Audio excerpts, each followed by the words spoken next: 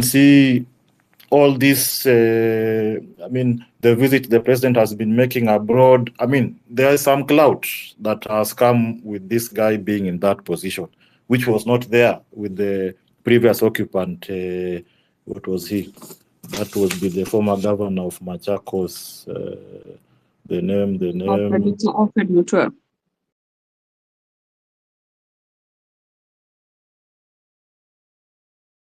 Yeah, Dr. Alfred Mutua. So it is very important for him to remain there. I have noticed the AG is gone, basically wasn't doing anything. So for Musalia, yeah, there's something substantive he's been doing. And currently, as we speak, he's actively engaged in this campaign of trying to whip the African continent to back Kenya's candidature of the AU chairperson. So sacking him would come with consequences unintended. Okay. So that's my reading of why he has been Can I retained. comment on that issue? Yes, Mark, I wanted to bring you in if you share the same sentiments with him. No, mine is slightly different. It's not opposed, but it's slightly different.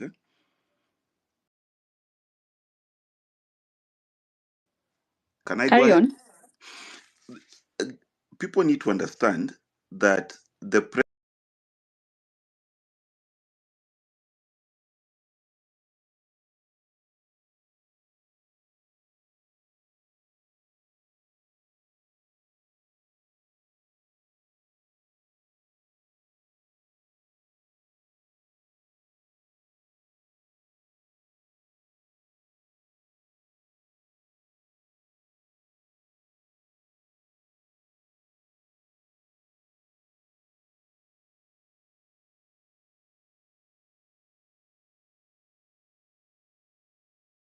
structure upon which he can continue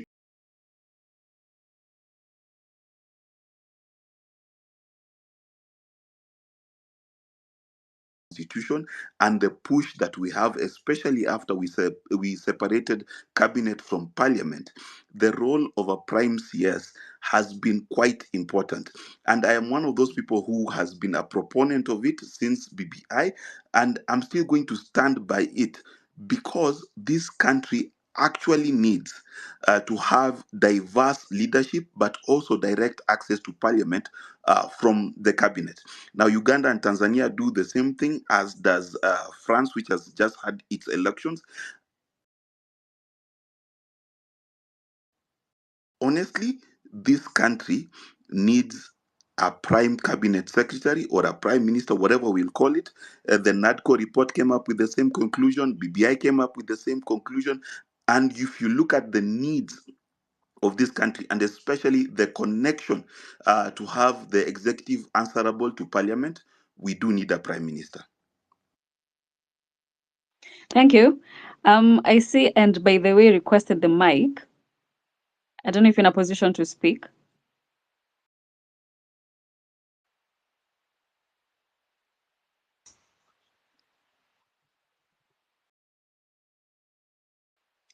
And by the way,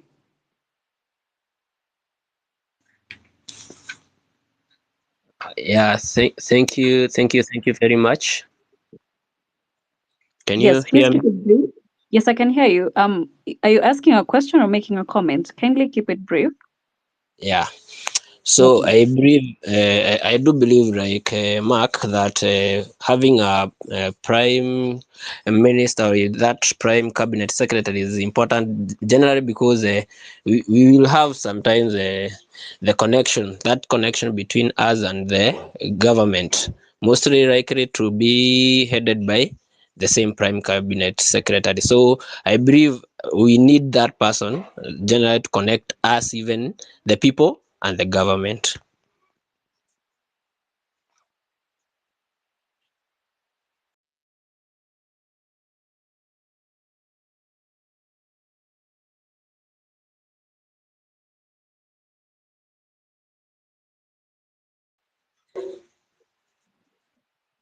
You kind of dropped.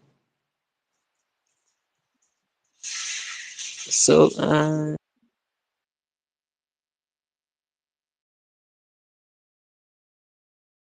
people and the government. So I think Matiang'i worked well and put us on toes generally through the government and the people. And I believe that only that it is unconstitutional, but I think the president should work on it and make it constitution, make it a law. And I think we'll be having a good move on his side.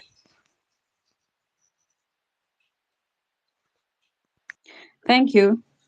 Now, Mark, I wanted to ask, do you foresee a situation where the same cabinet secretaries who are sacked, and I think also the same question Kakai will be able to answer, do you foresee a time where these same people who have been sacked making an entrance again back to different positions in government?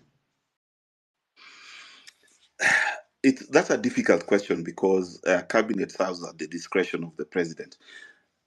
However, and unfortunately, the cabinet, as the president said, and the president said that he has evaluated what the cabinet has done, and after giving his scorecard, he decided to fire everyone. Now, to bring anyone back, that person needs to have done a spectacular job. Now, unfortunately, that spectacular job must not only be manifest to the president, it must be manifest to the people. Honestly,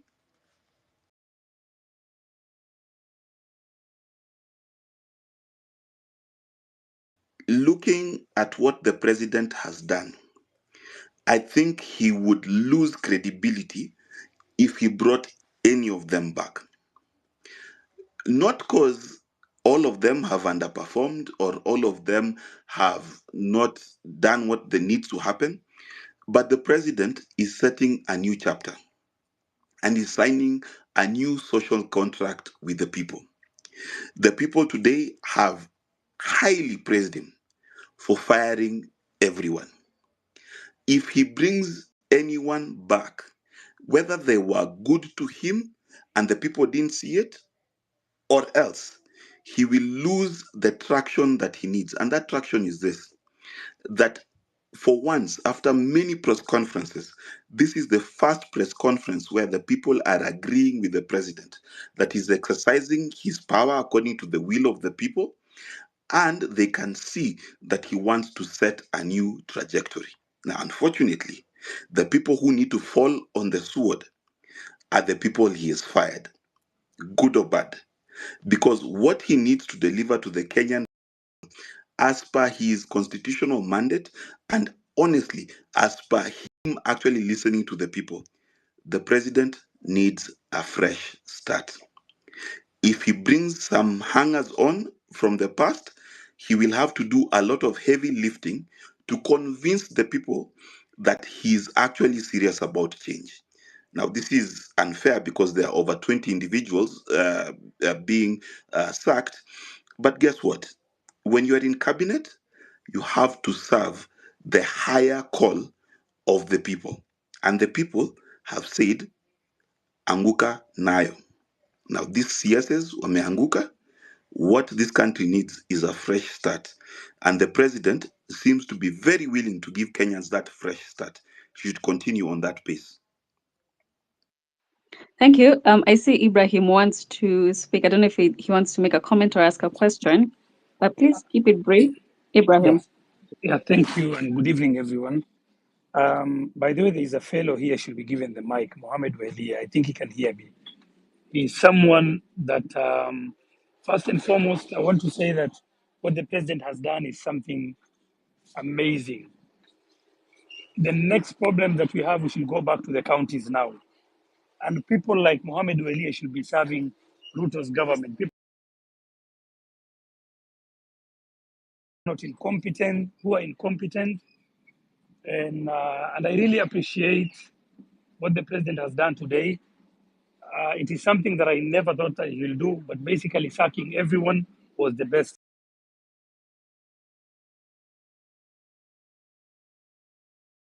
Thank you.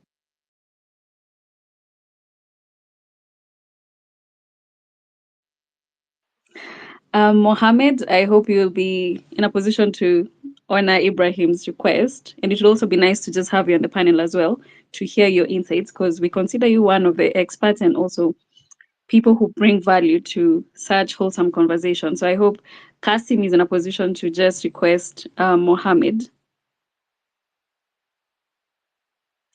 Now, as we wait for Mohammed to join, Kai,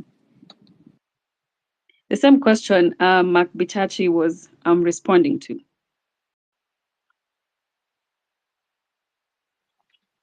The question was, do you think there'll be recycling of... Yes, because I'm sorry to use that term. Carry on. I think Kenya is full of talents, and most Kenyans are very educated, well experienced for that matter, and everyone deserves to get an opportunity to serve our beloved country. But just to be fair enough, there are a few leaders who did their best. But then that will be now up to the dialogue that the president said that we'll have breaking news and ask Kenyans. And they were very straight, and they're saying, we want, if you put someone for sports, let them be experienced about sports. If you put someone for attorney general, let them be someone who is available for people, both locally and internationally.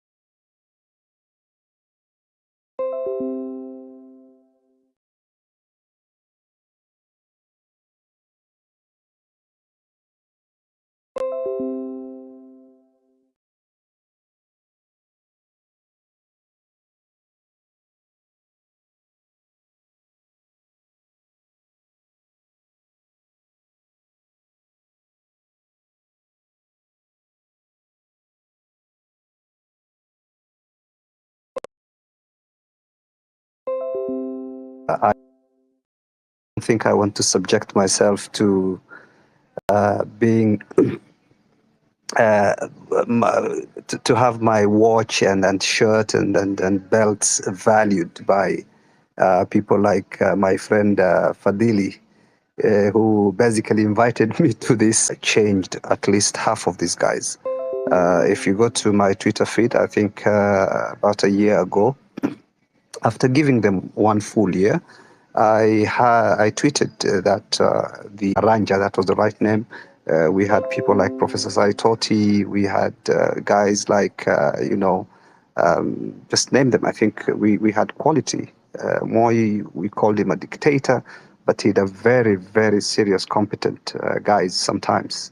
Of course, they had to sing songs and do everything else, but those are very, very bright people. I think what the president did when he came into office is he converted his campaign team into his government. And that's a very, very dangerous thing to do. The people who are normally very good in campaigning and getting you into office are not necessarily the same people who can run your government. There is a guy, I don't know if you guys follow American politics, there's a guy called David Axelrod. And someone asked him once why he's an expert strategist when it comes to campaigns, but he never wants to serve in government. And he said the two are different. Winning an election is easy.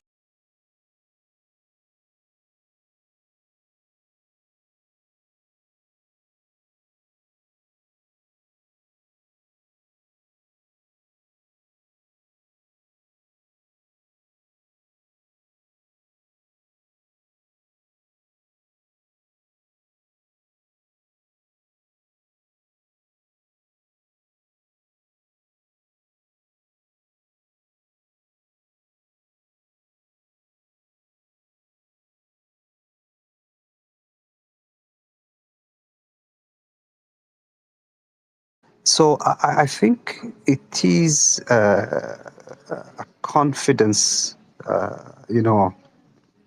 issue, and I think there was almost a lack of confidence in that cabinet. So the president had to do that in order to regain the confidence of the people. Remember, the problem William Ruto suffers from is that he campaigned unlike any other president. We've had many elections since 1992, multi-party elections, And what used to happen is that our elections were more of, tribal. And presidents will come in, their tribes will elect them, life goes on, and people don't care what happened. But to a certain extent, this administration boasts basically about having campaigned on issues. So they came on issues, and people are now holding them to those issues. So they're being held to account because somehow, I think for the first time in our elections and the campaigns, 2022 was slightly different. So I think it is. I particularly did not support this government. Everybody probably on this space knows who I supported and whom I campaigned for, and that's no secret. But it was never going to be easy. It doesn't matter who came into office. And now what we have is we have a government. Whoever comes into government, even the next cabinet, is going to have it very, very rough. That's one thing Kenyans need to understand. We are in a very, very difficult position. The rejection of the finance bill, it wasn't good for people as people rejected it because that's ultimately what is important. But what is going to happen is that's going to create a very, very, very bad financial position. We've been downgraded already. I don't think we can go back to the Eurobond market. So international debt is never going to be a viable thing for him. Thank you very much. Thank you, sir. Lydia, do you have a question or a comment? Oh, hi, thanks. Perhaps for me, I think the next point to stay on topic,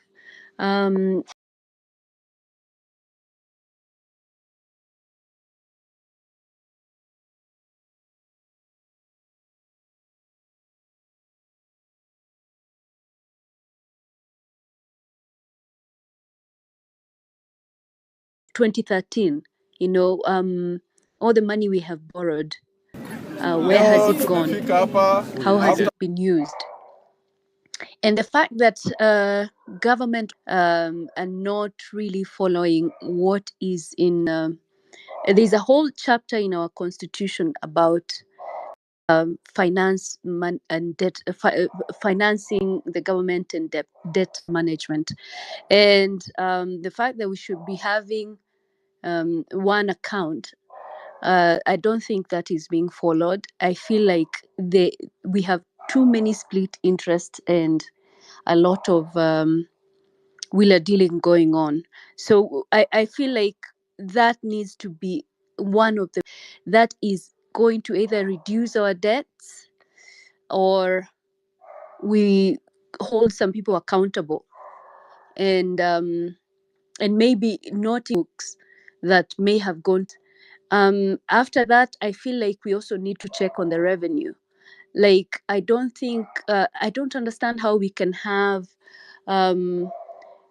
like we have budget estimates but we don't have revenue estimates. Like where does our money come from?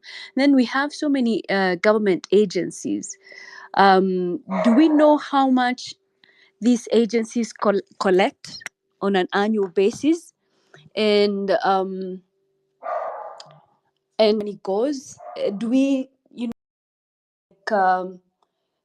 do we pay salaries? Like the salaries are budgeted, all the civil servant salaries coming from KRA revenues or from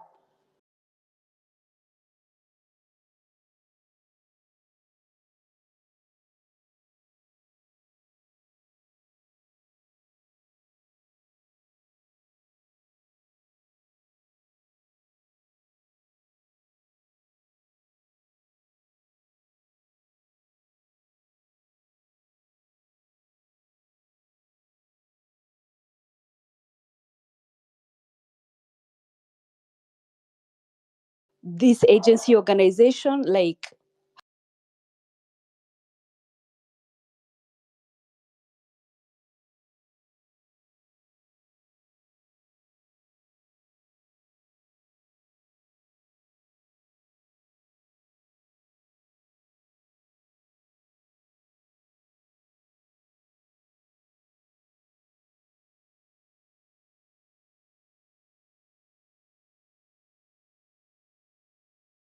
audit is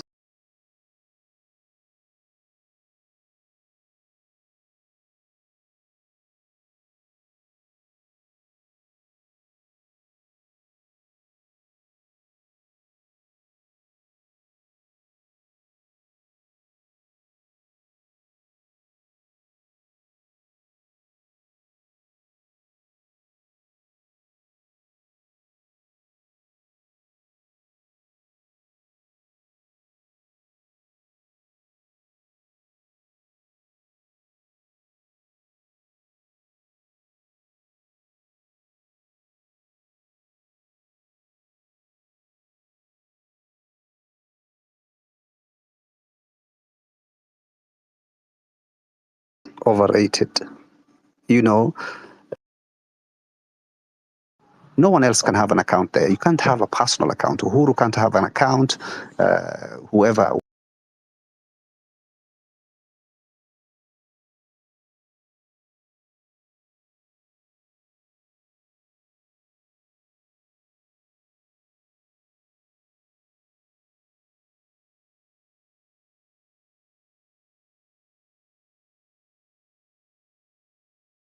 The minister cannot have an account. The money goes in there. Then what happens is the money is moved into. So the money moves into GOK because stolen. It's through projects. So basically, once it hits the exchequer, it's given to different ministries and you know MDAs. Then from there, it's when all the shenanigans and all the dirty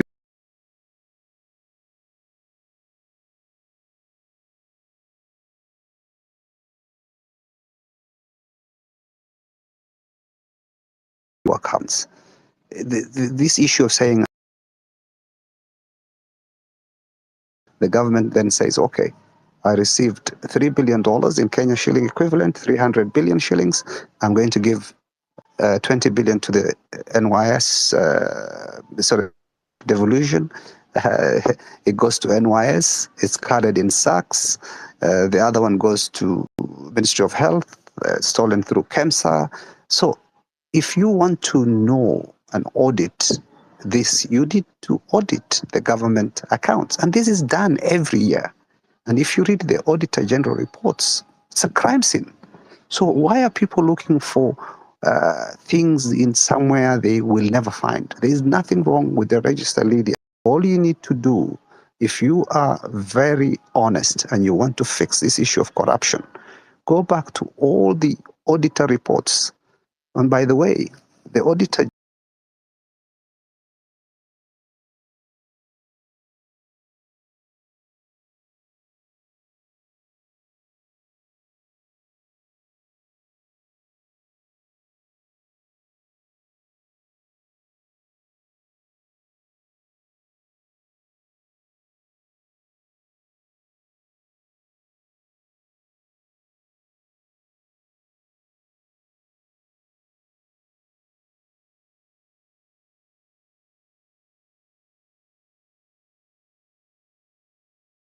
generals, all of them, from the day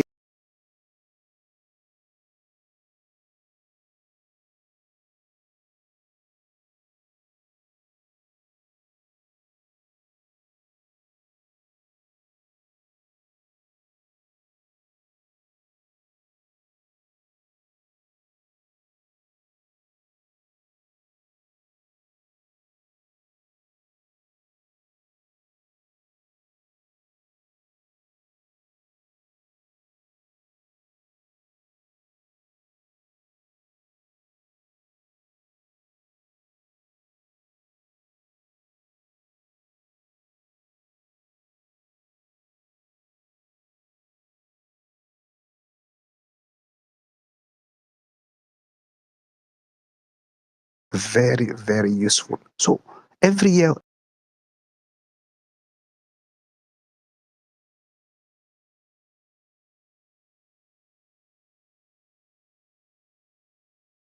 we see in headlines 50 billion stolen, 20 billion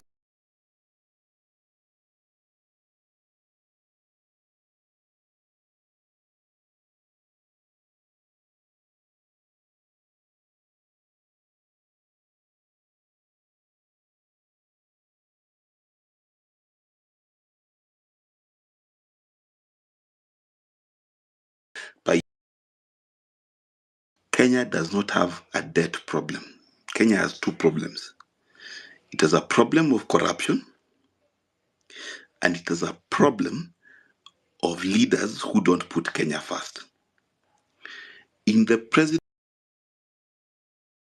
firing the entirety of his cabinet, he has given himself a fresh start. Legally, the president needs to show, and he has the power to do so, and so far